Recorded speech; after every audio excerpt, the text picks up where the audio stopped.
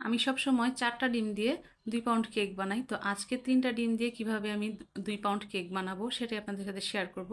আসসালামু আলাইকুম, hello everyone, সবাই কেমন আছেন? আশা করছি ভালো আছেন। আমরাও আলহামদুলিল্লাহ ভালো আছি। আমার নতুন আরও একটি ভিডিওতে আপনাদের স্বাগত। তো আজকে আমি 2 পাউন্ড কেক বানাবো, তাও আবার 3টা ডিম দিয়ে, সেটাই আপনাদের সাথে আজকে শেয়ার করছি। তো আমি এখানে একটা বোল নিয়ে নিয়েছি, তো বোলের মধ্যে দিয়ে দিলাম 3টা ডিম। তো 3টা ডিমের জন্য এখানে আমি চিনি দিব হাফ কাপ এবং 1/4 কাপ। তো 3টা ডিমের জন্য হাফ কাপ এবং 1/4 কাপ চিনি একদম পারফেক্ট।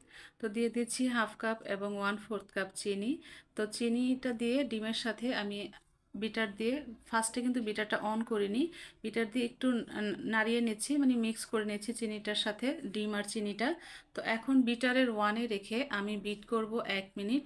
তো 1 মিনিট আমি বিট করব বিটারের ওয়ানে রেখে, তারপরে আমি হাই স্পিডে বিট করব যতক্ষণ না পর্যন্ত চিনিটা গলে যাচ্ছে। তো এই পদ্ধতিটা কিন্তু আমি আগে জানতাম না। আমি আগে করতাম কি, ফার্স্টে 1 মিনিট ওয়ানে রেখে বিট করতাম, তারপরে যতক্ষণ না চিনিটা গলে যাচ্ছে ততক্ষণ আমি টুতে রেখে বিট করতাম। তো এটা আমি যেহেতু শিখেছি, সেটা জেনেছি, এটা আপনাদের সাথেও আমি শেয়ার করছি। আমি কিছু লুকাচ্ছি না, আমি যেটা জানি সেটাই আপনাদের সাথে শেয়ার করছি, যতটুকু জানি। তো এখানে কিন্তু আমার ডিম আর চিনিটা বিট করা হয়ে গেছে। তো একদম পারফেক্টভাবে চিনিটাও গলে গেছে, এটা আমি চেক করে নিচ্ছি। তো বিটারের কাঁটাটা দিয়ে নাড়া দিলে কিন্তু যদি চিনিটা না গলে তাহলে একটা কচকচ শব্দ হয়। তো শব্দটা যেহেতু হয়নি, তার মানে আমার চিনিটা গলে গেছে। এখন আমি বিটারের কাঁটাটা সরিয়ে নিচ্ছি। তো বিটারের কাঁটাটা সরিয়ে এখানে আমি শুকনো উপকরণটা দিব। তো শুকনো উপকরণটা আজকে কিন্তু আমি একই সাথে দিব। তো এখানে আমি ময়দা দিচ্ছি হাফ কাপ এবং 1/4 কাপ ময়দা, আর বেকিং পাউডার দিব হাফ চা চামচ এবং 1/4 চা চামচ, আর লবণ দিয়েছিলাম 1 পিঞ্চ, সেটা হয়তো বা ভিডিও করা হয়নি।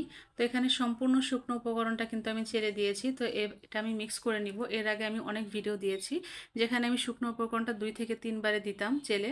তো 2 থেকে 3 বারে আর কি মিক্স করতাম। তো আজকে কিন্তু আমি একইবারে দিয়ে দিচ্ছি, আর ভিডিওতে যেভাবে দেখাচ্ছি, আমি যেভাবে মিক্স করছি, তো এভাবেও কিন্তু মিক্স করলে খুব সুন্দর হয় কেকটা। তো তারপরে আমি এখানে দিয়ে দিচ্ছি 1 টেবিল চামচ সয়াবিন তেল, আর 1 টেবিল চামচ পানি, আর হাফ চা চামচ দিয়ে দিচ্ছি ভ্যানিলা এসেন্স। যেহেতু ভ্যানিলা কেক, সেজন্য ভ্যানিলা এসেন্সটাই দিলাম। তো 3টা ডিম দিয়ে কিভাবে আমি 2 পাউন্ড কেক বানাচ্ছি সেটাই আপনাদের সাথে শেয়ার করছি।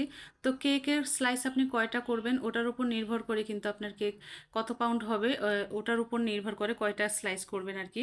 তো এখানে যদি 3টা 4টা স্লাইস করেন সেক্ষেত্রে ক্রিমের পরিমাণটা বেশি হবে, আর পাউন্ড কিন্তু একদম 2 পাউন্ডই হবে, মানে 2 পাউন্ডের কম কিন্তু হবে না। আর যদি 2টা স্লাইস করেন তাহলে কিন্তু আপনার 2 পাউন্ডের কম হবে।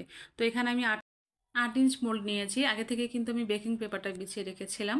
তো পুরোটা বেটার আমি 8 ইঞ্চ মোল্ডের মধ্যে নিয়ে নিলাম, আর ওভেনটা কিন্তু আমি আগে থেকেই ফ্রি হিট করে নিয়েছি 10 মিনিটের জন্য 160 ডিগ্রি সেলসিয়াসে। আমি 35 মিনিট বেক করে নিয়েছি। তো 35 মিনিটে কিন্তু একদম পারফেক্ট বেক হয়ে গেছে, দেখেন কতটা সফট হয়েছে কেকটা। আমার আজকের ভিডিওটি যদি ভালো লাগে please like comment and share করে দিবেন। আজকের ভিডিওটি এ পর্যন্তই। সবাই ভালো থাকবেন, সুস্থ থাকবেন। আসসালামু আলাইকুম, আল্লাহ হাফেজ।